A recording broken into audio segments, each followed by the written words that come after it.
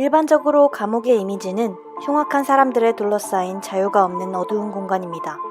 하지만 감옥에 가려고 일부러 범죄를 저지르는 사람들이 있습니다.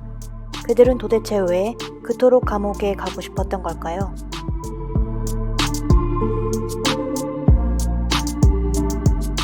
(2013년) 에타 메 로페즈는 너무도 금연을 하고 싶었습니다. 하지만 그녀는 절대 자신의 힘으로는 담배를 끊을 수 없다는 걸 깨닫고 담배를 피울 수 없는 곳으로 가기로 합니다. 로페즈는 근처에 있는 경찰서 앞으로 가서 경찰관이 나올 때까지 무작정 기다립니다. 1시간 뒤 경찰관이 나오자 그녀는 무작정 경찰관의 뺨을 갈깁니다. 로페즈는 바로 체포됐고 63일형을 받습니다. 그녀가 과연 금연에 성공했는지 정말 궁금하네요.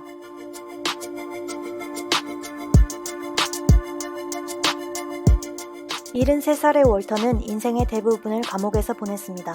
2013년 석방이 된 후 외롭고 고단한 나날들을 보내던 그는 다시 감옥을 가기로 결심하고 은행으로 들어가 직원을 총으로 위협하며 돈을 훔칩니다.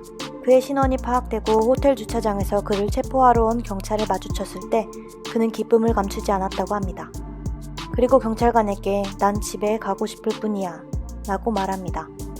그는 3년형을 받았고 다시 집으로 돌아갔습니다. 해피엔딩일까요?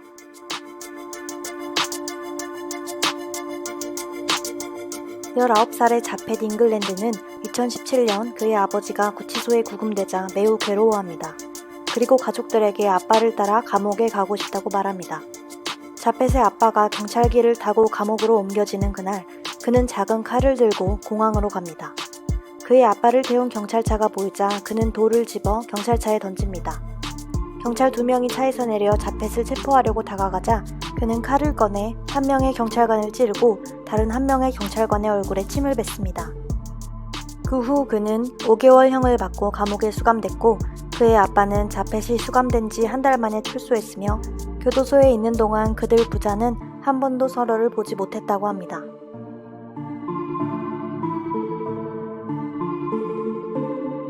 (2016년) 70살의 로렌스 존 리플은 건조기를 고쳐야 한다고 독촉하는 아내의 말에 짜증이 났습니다. 결국 이 사소한 일이 격렬한 부부싸움으로 번져 크게 분노한 그는 아내에게 "집에 있느니 감옥에 가겠다"라고 한 후 집을 나옵니다. 집을 나온 그는 차를 끌고 은행으로 향합니다. "난 총이 있다. 돈을 달라." 돈을 건네받은 그는 은행 로비에 있는 의자에 앉아 경찰을 기다립니다. 그를 체포하러 출동한 경찰에게 그는 "내가 당신이 찾는 사람이다" 라고 말하며 경찰서로 갑니다. 그리고 몇 달 후 법정에서 그는 판사에게 심장수술로 인해 본인이 본인 같지 않았다며 호소했고 은행과 은행 직원들에게 사과했습니다. 그는 6개월의 자택연금과 3년의 보호관찰을 선고받았다고 합니다. 집에 있느니 감옥에 가겠다던 그가 결국 집에 갇혀버렸네요.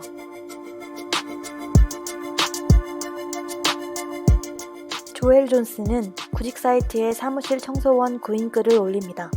한 여성이 구인 글을 보고 그를 찾아가자 조엘 존스는 그 여성을 강간합니다. 그리고 스스로 경찰에 전화를 걸어 경찰이 이름을 묻기도 전에 "날 감옥으로 데려가" 라고 말합니다. 그리고 이어서 "내가 여자 한 명을 야만스럽게 강간했다" 라고 경찰들에게 말합니다. 그에게 범행 동기를 물어보자 자신의 14살짜리 아들을 죽인 사람을 찾기 위해 감옥에 가야 했기 때문이라고 답했습니다. 법정에서 판사는 그에게 "이 사건은 누군가 당신의 아들을 죽인 일에 대한 것이 아니다.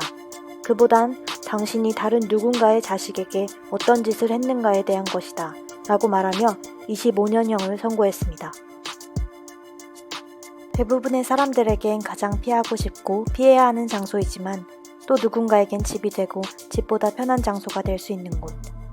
아이러니 말도 안 돼.